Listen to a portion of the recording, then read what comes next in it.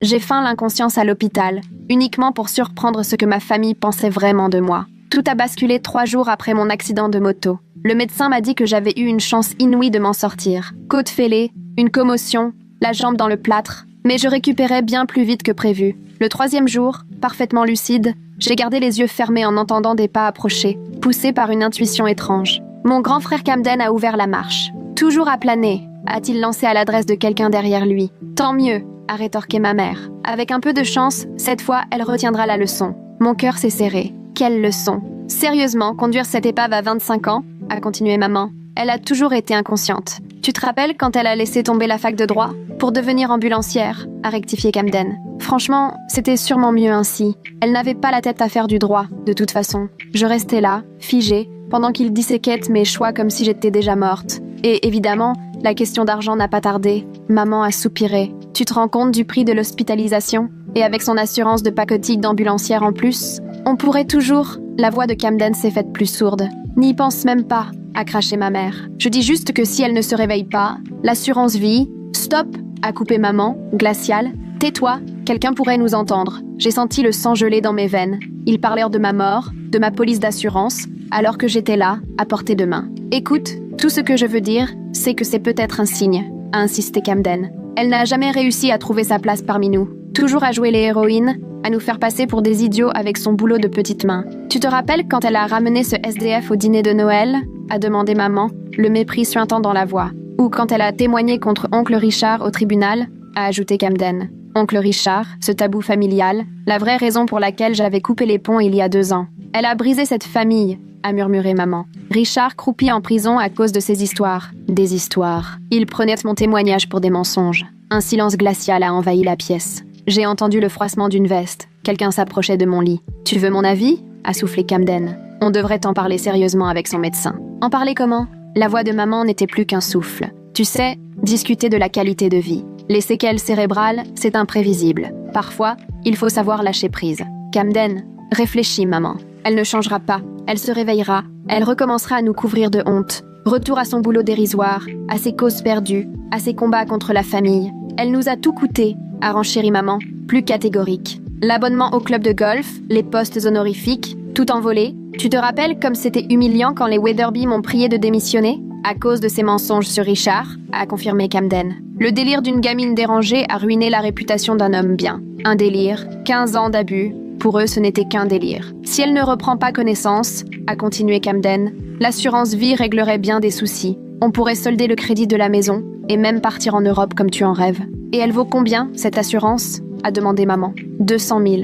Et peut-être un dédommagement de la boîte de moto. Les freins soi-disant défectueux, tu te souviens? J'ai eu la nausée. Les freins n'étaient pas en cause. J'avais juste glissé sur une plaque de verglas. Il faudra être discret, prévient maman. Que tout paraisse naturel. Évidemment, une famille éplorée qui prend une décision difficile pour la paix de sa fille. Tu penses qu'on en parle quant au médecin? Bientôt, avant qu'elle montre trop de signes de réveil. J'ai senti des pas revenir vers mon lit. « Regarde-la », a lancé Camden, froid. 25 ans, et voilà tout ce qu'elle a fait. Pas de mari, pas de boulot digne de ce nom, pas d'argent. Quelle déception. J'avais tellement d'attentes pour elle, a soupiré maman. La fac de droit, un beau mariage, des petits-enfants. Mais non, tout gâché. Et pourquoi? Pour secourir des inconnus qui ne se souviendront même pas de son prénom? Elle a toujours pensé qu'à elle, a approuvé maman. Même enfant, c'était toujours pour attirer l'attention. Tout ramener à elle. L'attention, c'est comme ça qu'ils appelaient mes appels au secours quand Richard me faisait du mal. Son enterrement améliorerait même notre image, a estimé Camden. Jeune femme fauchée en pleine jeunesse. Les gens raffolent des martyrs. On pourrait créer une bourse à son nom, propose maman, toute excitée. Montrer à quel point on soutenait ses rêves. Parfait, un symbole, et le problème réglé. Ils ont pris le chemin de la porte. Je vais voir le médecin, a dit maman. Comment il s'appelle déjà? Martinez? Bonne idée. Je vais joindre l'assurance pour me renseigner sur les formalités. Et surtout, si on nous interroge, on dira qu'on priait pour sa guérison, conclut Camden. Bien sûr, la porte a claqué. Je suis restée dans l'obscurité, sonnée par ce que je venais d'entendre. Ma famille n'était pas juste déçue. Elle espérait carrément que je meure et comptait en profiter. J'ai forcé mon souffle à rester régulier, mon cœur à ne pas s'emballer. Les appareils autour de moi battaient la mesure pendant que j'essayais de comprendre à qui j'avais affaire. Cette nuit-là, j'ai repassé dans ma tête tous les souvenirs d'enfance, chaque réunion de famille, Chaque instant où j'avais cru sentir de l'amour. Combien de sourires étaient sincères. Combien de gestes de fierté n'étaient que comédie. Je me souviens de la nuit où j'avais enfin parlé à mes parents de Richard. J'avais 22 ans. Je rentrais à la maison pour Noël. 4 ans de thérapie pour trouver le courage. Quand j'ai enfin réussi à dire les mots, à raconter ce qu'ils m'avaient fait de mes 7 à mes 18 ans, leur première préoccupation n'a pas été pour moi, mais pour la réputation de la famille. « Tu es sûre de ce que tu avances ?» avait demandé maman. « Tu étais si jeune. Tu sais, parfois les enfants comprennent mal l'affection des adultes, » avait ajouté papa. Ils ont passé tout le temps à tenter de me faire croire que j'exagérais, que tonton Richard était irréprochable et n'avait jamais été qu'aimable avec moi. Quand j'ai insisté, que je leur ai montré le carnet où j'avais tout noté, on m'a reproché d'avoir trop d'imagination. « Tu as toujours eu le goût du drame, » a lâché maman. « Toujours à inventer des histoires pour qu'on te remarque. » Pourtant, je n'avais rien inventé. Et 2 ans plus tard, quand Richard a été surpris en train de s'en prendre à ma cousine Léla, ils n'ont plus pu prétendre. Les médecins avaient toutes les preuves.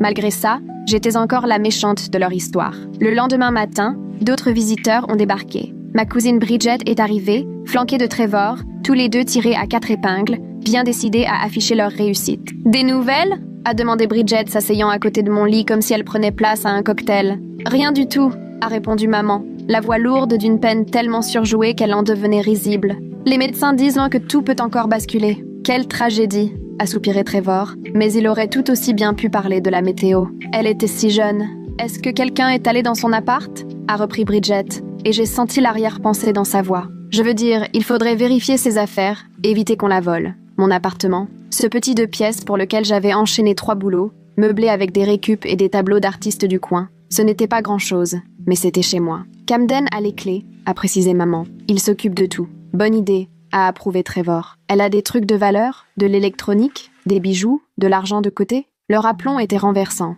Il faisait l'inventaire de mes affaires comme si je n'étais pas là, à quelques centimètres d'eux. Pas vraiment. Camden a rejoint la conversation en entrant. Son vélo était ce qu'elle avait de plus cher, et il est hors service. Et ses économies ? A relancé Bridget. Des placements ? Un plan retraite ? Elle a tout claqué dans cette moto ridicule, a balancé maman, pleine de mépris, et a donné son fric à tous les paumés qu'elle croisait. Ils évoquaient mes dons au foyer pour femmes, l'ancien militaire sans-abri que j'avais aidé, la famille immigrée à qui j'avais payé l'hôpital après l'accident du petit. Vous vous souvenez quand elle a payé le traitement d'un cancéreux qu'elle connaissait à peine ? Bridget s'est esclaffée, un rire glacé. Des milliers d'euros pour un inconnu. Ou quand elle a filé toute sa prime de Noël à un refuge pour animaux, a ajouté Camden, en secouant la tête comme si ma générosité était pure folie. Au moins, elle avait une bonne assurance vie, a repris Trevor, recentrant la discussion sur l'argent. Ça prouve qu'elle avait un minimum de bon sens. C'était obligatoire avec le syndicat des ambulanciers, a expliqué Camden. Mais je doute qu'elle ait compris ce que ça voulait dire pour les bénéficiaires. D'ailleurs, qui sont les bénéficiaires ?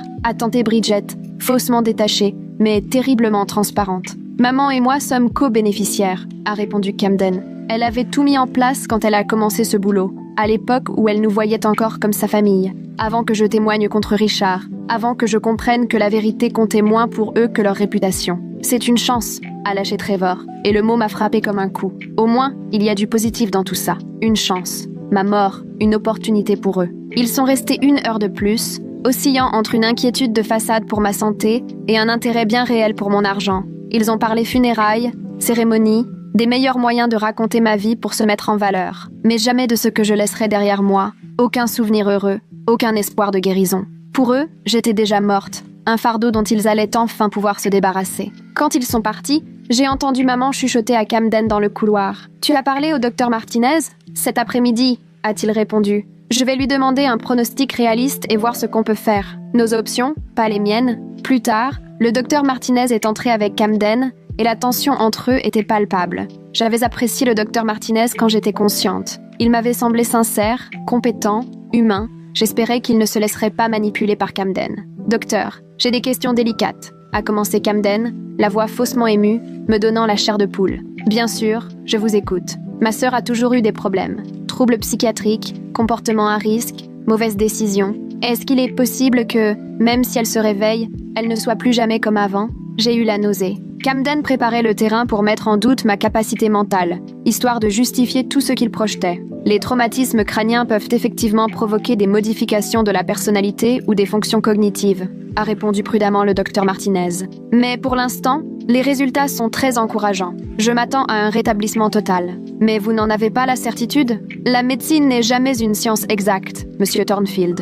On parle de probabilité, et la probabilité, c'est que votre sœur s'en sorte très bien. Et si on n'est pas prêt à prendre ce risque, a poursuivi Camden, d'un ton si détaché qu'il m'a glacé. Silence. Je sentais le docteur Martinez mesurer chacune de ses paroles. Je ne suis pas sûre de comprendre, je parle de nos options. En tant que famille, si on estime que la qualité de vie qu'elle risque d'avoir n'est pas acceptable. Nouveau silence. Lourd de sous-entendus. Monsieur Thornfield, vous me demandez d'arrêter les soins? Je parle de toutes les options. Votre sœur n'est pas sous respirateur, elle respire seule. Ses constantes sont stables, et son activité cérébrale est normale. Il n'y a rien à arrêter. Mais si jamais son état empirait, rien n'indique que ce sera le cas. Au contraire, je pense qu'elle va se réveiller d'ici un jour ou deux. Je sentais la frustration de Camden envahir la pièce. Suffocante. Docteur, vous ne comprenez pas. Ma sœur a toujours pris de mauvaises décisions. Elle est dangereuse. Elle a semé le chaos dans notre famille, avec des accusations mensongères contre un proche. Si elle se réveille, elle risque de reprendre ses vieilles habitudes, toujours prêtes à tout bousiller. Des accusations mensongères, vraiment. 15 ans de maltraitance prouvée, réduits à des mensonges. Monsieur Thornfield, mon travail, c'est de m'occuper des patients, pas de juger leur vie. Votre sœur récupère bien de ses blessures, c'est tout ce qui compte pour moi. Même si elle représente un danger pour elle-même ou pour les autres. Est-ce qu'un tribunal l'a déclarée inapte? Non, mais dans ce cas, elle a les mêmes droits que n'importe quel adulte. Je vais aller la voir. Je vous demanderai de sortir. J'ai entendu Camden s'éloigner à contre-cœur. Sa colère résonnait dans chacun de ses pas lourds. Le docteur Martinez s'est approché de mon lit et sa présence m'a tout de suite rassurée. Vos constantes sont excellentes, a-t-il dit en griffonnant quelques notes. Le pouls, la tension, l'activité cérébrale, tout est parfait dans votre état. Il s'est penché vers moi, baissant la voix presque en secret. Je sais que vous m'entendez. Les remarques de votre frère étaient déplacées, et je veux que vous sachiez que personne ne prendra de décision à votre place sans votre accord. Dès que vous serez prête à revenir, il suffira d'ouvrir les yeux. Mon cœur s'est emballé sur le moniteur, preuve que j'étais consciente. C'est bien ce que je pensais, a-t-il murmuré. Prenez le temps qu'il vous faut. Je serai là quand vous serez prête. Il a quitté la pièce, me laissant digérer tout ça. Le docteur Martinez savait que j'étais là, lucide. Il me protégeait. Mais pour combien de temps? Et que ferait Camden en comprenant que sa stratégie tombait à l'eau? Ce soir-là, une ribambelle de membres de la famille que je n'avais pas revue depuis le procès d'oncle Richard a défilé dans ma chambre. Tous m'avaient tourné le dos après la condamnation, préférant défendre un agresseur plutôt que d'admettre leur échec à protéger un enfant. Ma tante Dolores est arrivée en tête, son sac griffé serré contre elle comme une armure, le visage figé dans une moue de tragédienne. Quelle catastrophe, a-t-elle soupiré en s'installant près de mon lit. Elle avait tellement d'avenir. Un avenir gâché, a rectifié mon oncle Paul en la rejoignant. Mais c'est peut-être la façon qu'a Dieu de lui offrir la paix. La paix par rapport à quoi? A demandé maman, même si elle connaissait sûrement déjà la réponse. Par rapport à ses démons, à ses mensonges, à la culpabilité d'avoir ruiné notre famille. Ils étaient persuadés que je vivais avec le poids de la culpabilité. Ils croyaient vraiment que j'étais dévastée d'avoir dévoilé la vérité sur oncle Richard. Richard a toujours dit qu'elle avait des soucis depuis toute petite, a poursuivi Dolores, retrouvant de l'assurance au fur et à mesure qu'elle s'appropriait l'histoire, qu'elle inventait des histoires, qu'elle voulait attirer l'attention. Il a tout essayé pour l'aider, tu sais. Il a passé tant de temps avec elle, cherchant à avoir une bonne influence. Une bonne influence. Voilà comment ils appelaient la façon de manipuler sa victime. Le procès l'a détruit, a ajouté Paul, la voix faussement brisée par le chagrin. Un homme innocent, anéanti par les délires d'une gamine dérangée. Il va mieux aujourd'hui quand même, a repris Dolores avec un brin d'entrain. La prison lui a permis de réfléchir, de lui pardonner ce qu'elle lui a fait, lui pardonner ce qu'il m'a fait. Il nous écrit parfois, a dit Paul. Il n'est jamais amer, jamais en colère, simplement triste qu'elle n'ait pas su accepter son amour et ses conseils. Son amour, pour eux, 15 ans d'abus, c'était de l'amour. Peut-être qu'au fond, si elle ne se réveille pas, ce sera mieux ainsi, a soupiré Paul d'un ton presque philosophique. Au moins, elle ne pourra plus nuire à personne. Et Richard pourra enfin être tranquille, a renchéri Dolores. Le pauvre, il a assez souffert. Ils sont restés 2 heures à se relayer pour me servir leur version arrangée de mon histoire avec oncle Richard. Dans leur récit, il était un saint incompris qui n'avait cherché qu'à aider une gamine troublée. Et j'étais la menteuse rancunière qui avait brisé la vie d'un innocent par pure vengeance. Le plus glaçant, c'est qu'ils semblaient y croire dur comme fer. Ce n'était même pas de la mauvaise foi. Ils avaient simplement réécrit l'histoire pour ne pas voir leur propre lâcheté. En partant, j'ai entendu Paul dire à Camden dans le couloir « Si tu as besoin de témoins sur son état mental, on est là. Témoins de moralité, rien que ça. » Ils étaient en train de monter un dossier pour m'écarter de mes propres choix. Le lendemain, ce fut au tour de mon père. Je ne l'avais pas vu depuis le procès, où il était resté en retrait, les bras croisés. impassible pendant ma déposition. Quand le verdict de culpabilité est tombé, il est parti sans même un regard pour moi. Cette fois, il s'est assis à côté de mon lit. Et, l'espace d'un instant, j'ai voulu croire qu'il serait différent des autres. Peut-être que le temps lui avait ouvert les yeux. Peut-être qu'il avait compris ce que j'avais enduré. « Je ne sais pas si tu m'entends », a-t-il murmuré, la voix rauque d'une émotion rare. « Mais il faut que tu saches une chose. Mon cœur s'est accéléré, trahissant mon attention. Ta mère pense qu'il faudrait te laisser partir. Camden aussi y voit une forme de bonté. Ils n'ont sans doute pas tort. Mon espoir s'est éteint net. Tu as détruit cette famille, a-t-il continué, plus ferme. Mon frère est en prison à cause de toi. Ta mère n'ose plus aller à l'église. Mon fils doit supporter les questions de ses collègues à propos de sa sœur qui a ruiné notre réputation. Mais je sais pourquoi tu en es arrivé là. Tu as toujours été jalouse de Richard. Il a réussi, il était apprécié, brillant, tout ce que tu n'étais pas. Alors tu as voulu le faire tomber. Jalouse de mon agresseur. L'homme qui m'a volé mon enfance serait donc un modèle d'envie. Et le pire, c'est que les gens t'ont cru. Le tribunal t'a cru. Moi, je connais mon frère. C'est un homme bien qui a commis une erreur. Une erreur. Pas un enchaînement d'abus sur plus de 10 ans. Un simple faux pas. Il t'a fait confiance, a poursuivi papa. Il a essayé de jouer le rôle de père quand tu en avais besoin. Et toi, tu l'as remercié en détruisant sa vie. Figure paternelle. L'ironie m'étouffait. Même si tu te réveilles, rien ne changera. Tu resteras la même, rancunière, avide d'attention, celle qui a fait voler la famille en éclats pour quelques minutes de lumière au tribunal. Quelques minutes de lumière. 4 jours à témoigner sur 15 ans d'horreur, et pour lui, ce n'était qu'une question d'ego. Peut-être qu'il vaudrait mieux que tu ne te réveilles jamais, a-t-il lancé en se levant, l'air las. Tout le monde s'en porterait sûrement mieux. Il s'est arrêté sur le seuil, hésitant, puis il est revenu vers mon lit. J'ai déjà signé les papiers que Camden a préparés. Si ton état empire, on ne prolongera pas ta vie artificiellement. C'est ce qu'il y a de plus raisonnable, pour tout le monde. Des papiers, ils avaient pris soin de préparer des documents officiels pour garantir ma mort. Je devrais te détester, après ce que tu as fait à Richard, a-t-il murmuré, la voix à peine audible. Mais tu restes ma fille, alors tout ce que je peux espérer, c'est que tu trouves la paix. Lorsqu'il est parti, je suis restée figée, sonnée par l'ampleur de leur trahison. Mon propre père, celui qui aurait dû me protéger, avait choisi de prendre le parti de mon agresseur. Non seulement il refusait de croire ce qu'oncle Richard m'avait fait subir, mais il participait activement à ma mise à mort. Cette évidence m'a frappée de plein fouet. J'étais seule, terriblement seule. Toutes ces personnes censées m'aimer sans condition avaient redressé des barrières, et j'avais échoué à leur plaire parce que j'avais refusé de me taire. Cette nuit-là, une nouvelle voix s'est invitée dans ma chambre, féminine, posée, remplie de cette assurance tranquille, des gens habitués aux situations complexes. Madame Thornfield, je suis maître Patricia Walsh, avocate. Vous m'avez contacté au sujet de votre fille, une avocate. Ils avaient fait appel à une juriste pour les aider à organiser ma mort. Oui, a répondu maman, en s'asseyant dignement sur la chaise des visiteurs. Nous aimerions connaître nos options concernant la prise en charge médicale de notre fille. J'ai consulté le dossier médical que vous m'avez transmis. L'état de votre fille est stable, n'est-ce pas? Pour l'instant. Mais les traumatismes crâniens sont imprévisibles, disons les médecins. Il pourrait y avoir des complications.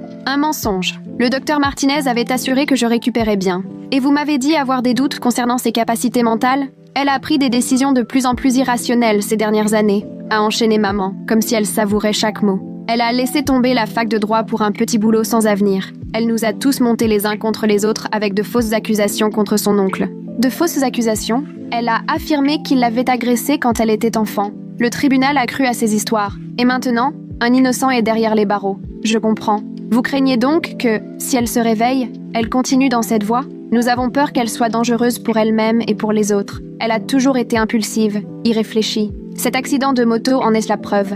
Dans le cas où elle se réveille, vous pourriez demander une mise sous tutelle pour incapacité. Avec un dossier solide, vous pourriez prendre en main ses décisions médicales et financières. Quels documents faudrait-il fournir? Évaluation psychiatrique, témoignages de proches sur son comportement instable, preuve de jugement défaillant. Plus votre dossier est étoffé, plus vos chances d'obtenir gain de cause seront grandes. Et si elle ne reprend pas conscience? Dans ce cas, la procuration médicale que vous avez signée vous autorise à prendre toutes les décisions en son nom, y compris celles de fin de vie. Procuration médicale. Il s'était arrogé le droit légal de me condamner alors que j'étais dans l'incapacité de me défendre. À quelle vitesse les choses pouvaient-elles avancer? Camden a fait irruption dans la conversation en entrant dans la chambre. Si elle se réveille, on peut déposer la demande en quelques jours. Le juge ordonnera une expertise, et si elle est jugée inapte, vous serez désigné tuteur. Et si elle ne se réveille pas, ce sera à vous et à ses médecins de trancher. Certaines familles maintiennent l'assistance pour toujours, d'autres préfèrent laisser faire la nature. Ils ont passé 1 heure supplémentaire à échafauder leur stratégie, à parler finances et à peaufiner leur dossier pour convaincre de mon incapacité. Maître Walsh a détaillé comment recueillir des preuves de mon instabilité, quels membres de la famille seraient les témoins idéaux et quel type d'expertise psychiatrique servirait leur cause. Quand ils ont eu fini, j'ai mesuré toute la portée de leur plan. Si je me réveillais, ils me feraient interdire et prendraient le contrôle total de ma vie.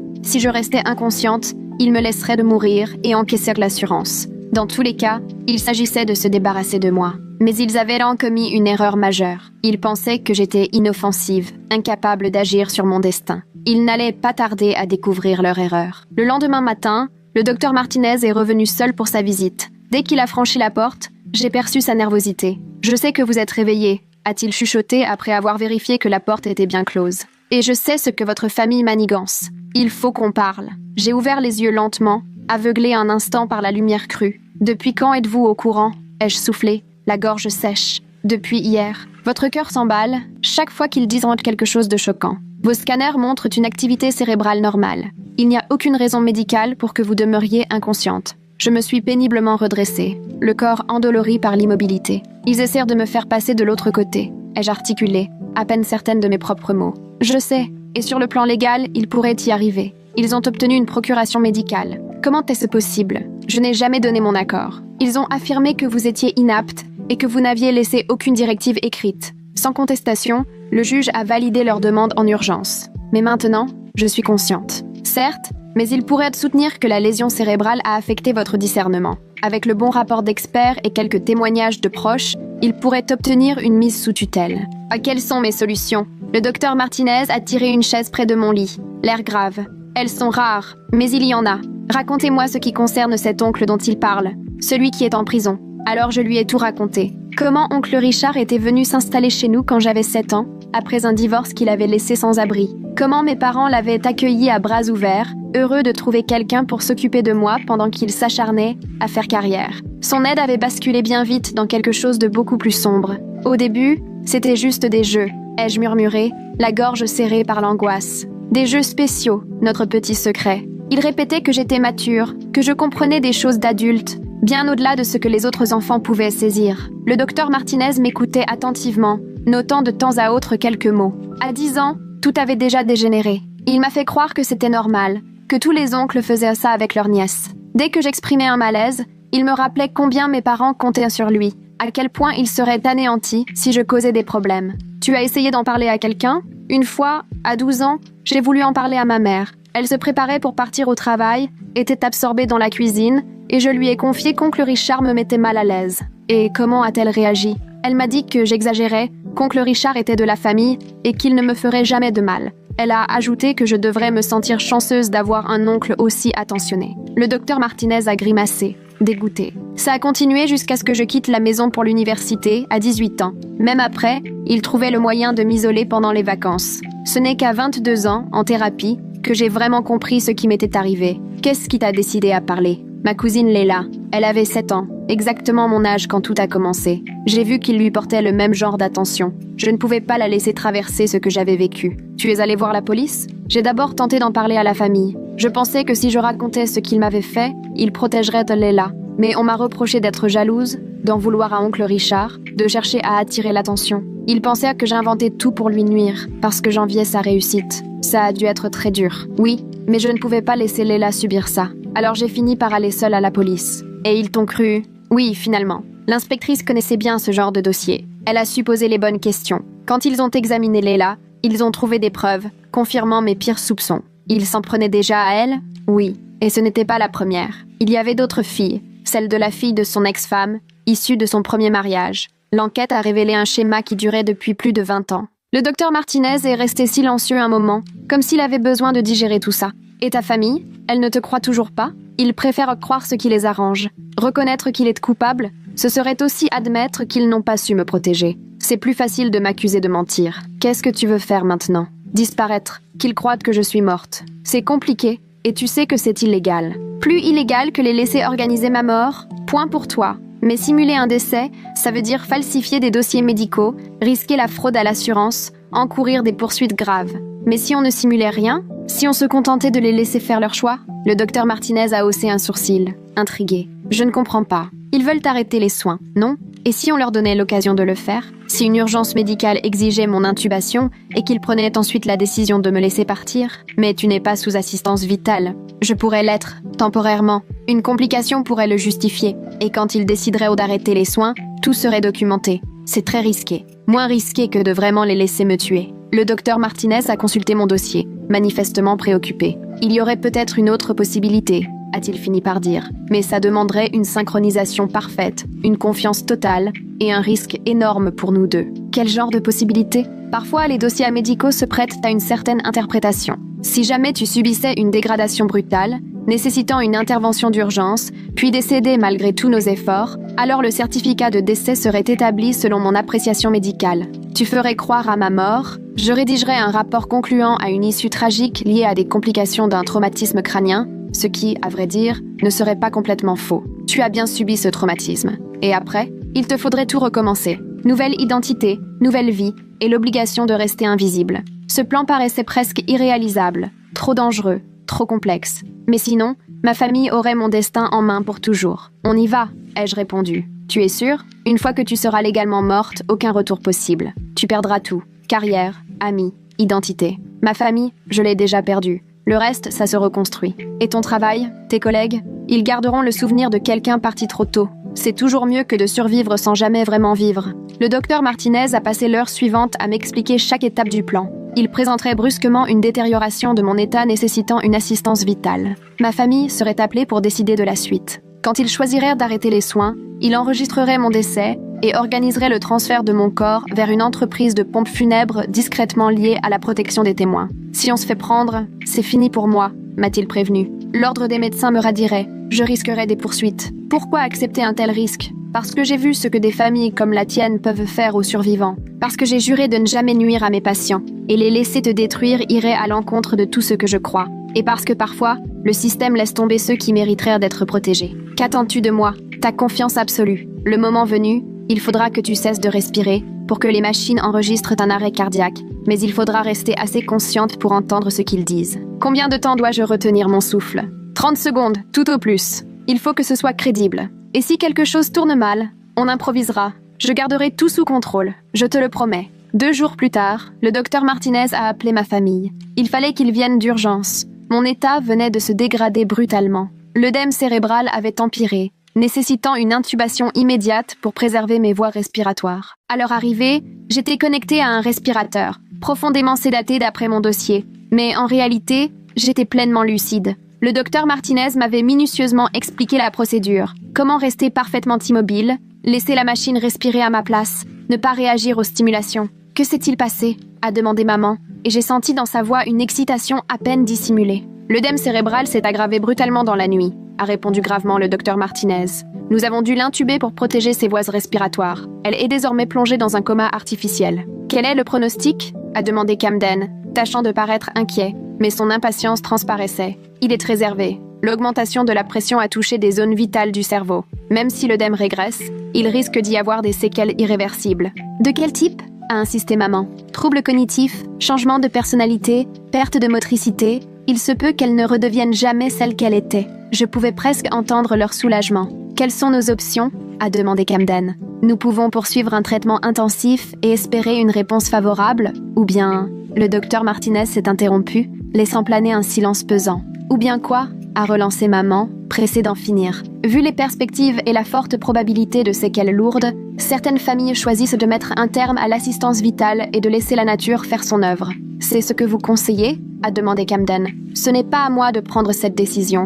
Je peux seulement vous exposer les issues possibles et respecter le choix de la famille. Ils ont alors demandé à être seuls. Derrière mes paupières closes, je les sentais se regrouper près de la fenêtre, murmurant à la hâte sur mon sort. « Docteur », a fini par dire maman en revenant à mon chevet, « nous avons pris notre décision. Nous souhaitons arrêter l'assistance vitale. » C'est ce qu'elle aurait voulu. Elle a toujours dit qu'elle ne voulait pas survivre si elle devait perdre son autonomie. Je n'avais jamais tenu de tels propos, mais je n'étais pas étonnée de les entendre inventer une histoire pour justifier leur choix. Elle n'aurait pas supporté d'être un poids pour les autres, a ajouté Camden. C'est la solution la plus digne. Digne. Me laisser mourir, c'était faire preuve d'humanité. Vous en êtes sûr? A interrogé le docteur Martinez.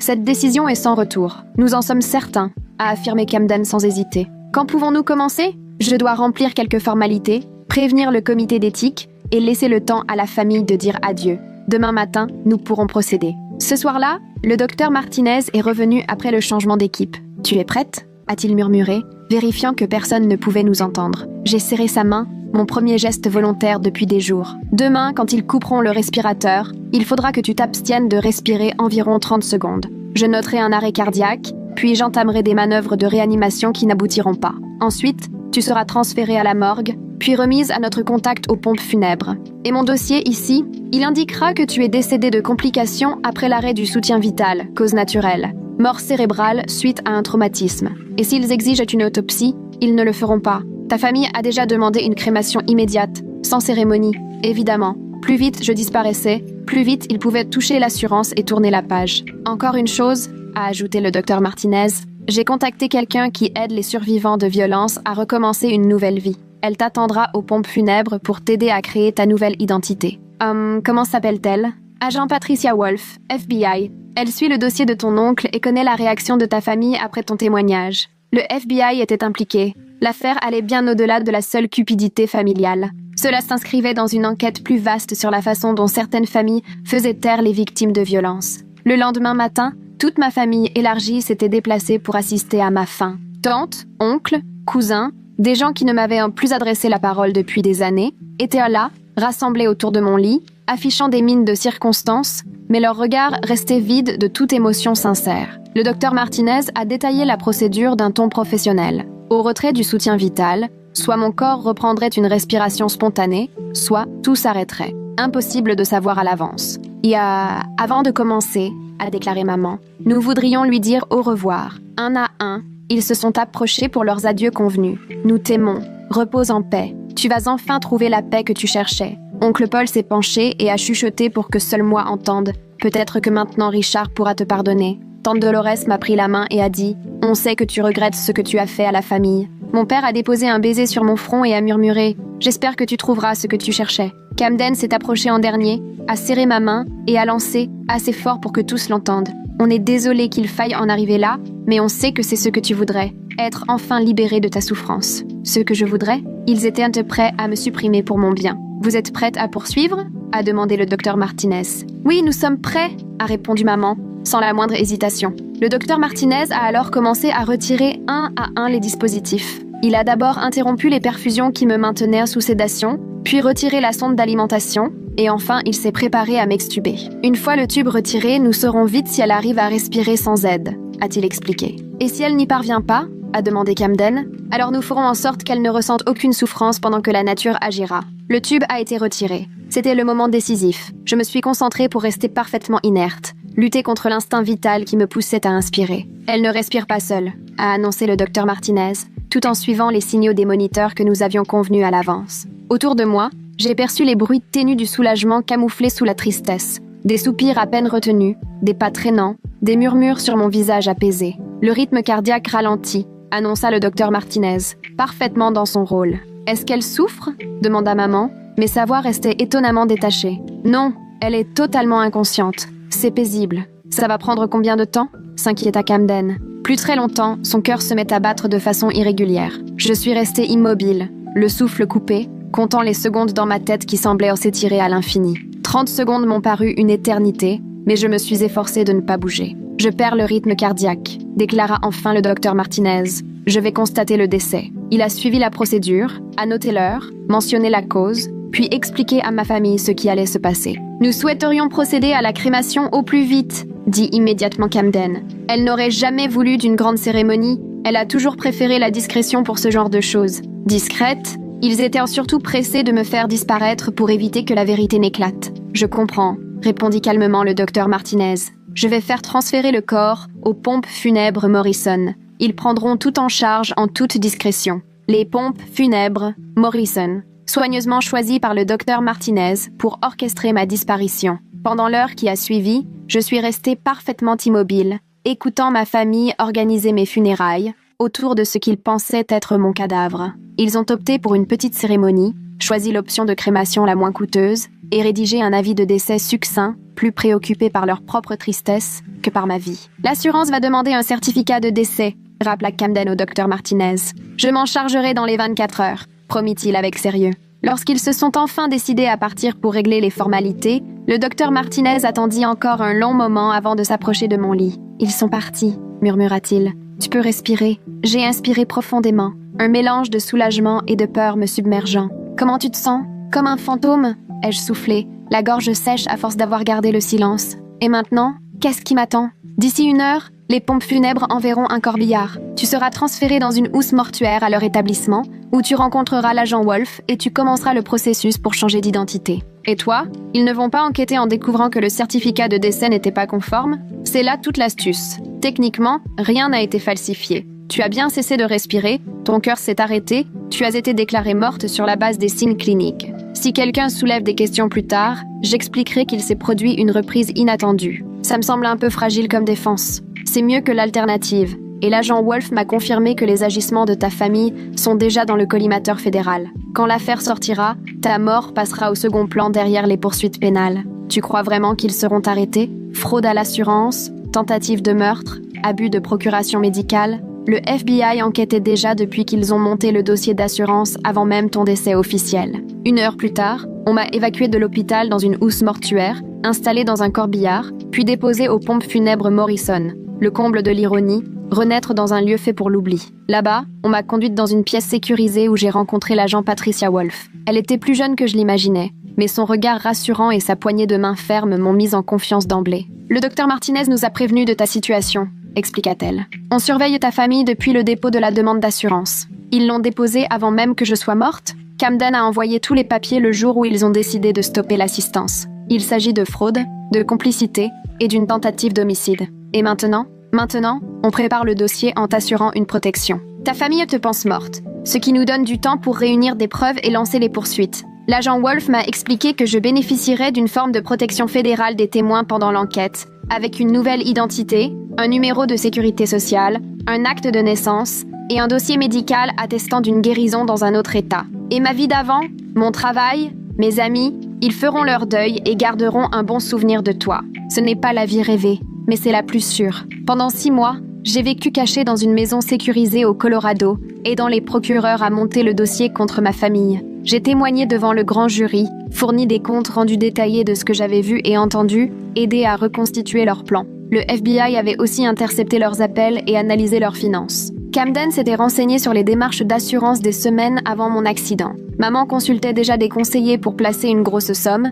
Ils étaient même allés voir des agences de voyage pour ce fameux séjour en Europe dont ils parlaient. Ils avaient orchestré ma disparition, bien avant que quoi que ce soit ne m'arrive. L'affaire a fait la une nationale au moment des arrestations. Une famille organise la mort de leur fille pour l'assurance. Une survivante d'abus fait tomber ses proches meurtriers. La femme qui a dû mourir pour vivre. Camden a pris 18 ans de prison pour complicité de meurtre et fraude à l'assurance. Maman 15 ans, et les autres membres de la famille ont écopé de peines allant de 5 à 10 ans selon leur implication. La libération conditionnelle de l'oncle Richard a encore été refusée, mon dossier étant cité comme preuve de sa dangerosité et de l'impact de ses actes sur la famille. Quant au docteur Martinez, il a fait l'objet d'une enquête de l'ordre des médecins, mais il a été blanchi. Le conseil a estimé qu'il avait agi pour protéger une patiente en danger et l'a même félicité pour son courage. 2 ans après ma mort, j'ai témoigné lors de la 3e demande de libération conditionnelle de l'oncle Richard, en visioconférence sécurisée. Le comité a reçu toutes les preuves du complot familial et a reconnu la nécessité de me maintenir sous protection fédérale. Sa demande de libération conditionnelle a été rejetée pour 5 ans de plus. Aujourd'hui, je vis sous le nom de Sage Miller, en Oregon, où je travaille comme ambulancière dans une région rurale où mes compétences sont précieuses. J'ai suivi des formations supplémentaires et obtenu de nouvelles certifications qui me permettent d'intervenir comme secouriste héliporté pour le service de sauvetage aérien local. Mes collègues me connaissent comme la fille mutée du Colorado après un divorce compliqué. Ils ignorent tout de mon passé, mais savent que je me bats sans relâche pour mes patients, surtout pour les plus fragiles, ceux que personne n'écoute. Ce métier est exigeant, mais il a du sens. À chaque fois que je réussis à sauver une vie, je me dis que j'ai fait le bon choix, que ça valait la peine de tout quitter. Je reçois parfois des lettres, transmises par le FBI, de la part de membres éloignés de la famille qui prétendent avoir toujours eu des doutes et cherchent désormais à renouer, maintenant que la vérité a éclaté. Certains s'excusent de m'avoir tenu à l'écart, d'autres assurent avoir été manipulés par ceux qui sont aujourd'hui en prison. Je lis ces lettres attentivement, puis je les range sans jamais y répondre. Parce que la leçon la plus précieuse,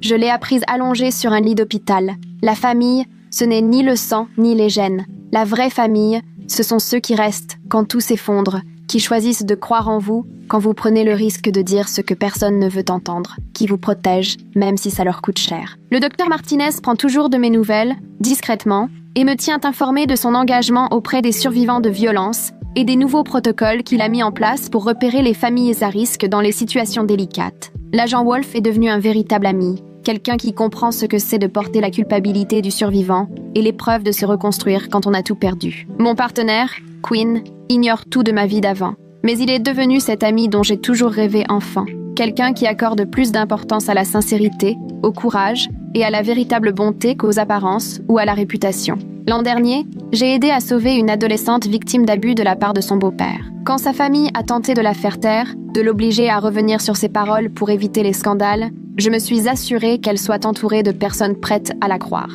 Je me suis battue pour qu'elle ait ce que je n'ai jamais eu, des adultes qui choisissent sa sécurité avant leur confort. Ce qui est le plus difficile dans ma nouvelle vie, ce n'est pas la solitude, ni l'anonymat, ni même l'idée que je ne pourrais jamais redevenir celle que j'étais. C'est d'accepter que ceux qui étaient censés m'aimer sans condition ont préféré me sacrifier pour de l'argent ou par lâcheté. Mais de cette blessure est née une force inattendue. La certitude que je suis bien plus solide que je ne l'aurais cru, assez forte pour faire croire à ma mort, déjouer ceux qui me pensaient sans défense et repartir à zéro, assez forte pour sauver des vies à mon tour. Chaque intervention d'urgence, chaque patient que je parviens à stabiliser, chaque famille à qui j'apporte un peu de réconfort dans les pires moments, tout cela me rappelle que parfois, la meilleure vengeance contre ceux qui ont voulu vous briser, c'est simplement de ne pas leur laisser ce pouvoir. Ma famille croyait régler un problème. En réalité, ils ont créé quelqu'un d'inarrêtable, quelqu'un qui a compris que le plus grand pouvoir face à ceux qui veulent vous effacer, c'est de choisir soi-même comment on disparaît et quand on décide de revenir. Même si revenir, parfois, c'est devenir une autre personne. Celle qu'ils ont voulu tuer n'existe plus, mais celle qui a pris sa place est tout ce qu'ils n'auraient jamais pu imaginer. Quelqu'un qui n'a plus rien à perdre et tout à défendre, qui sait désormais que l'on doit parfois tout perdre pour enfin découvrir qui l'on est et qu'il arrive que la personne que l'on devient vaille la peine de se battre, de vivre et de croire en soi.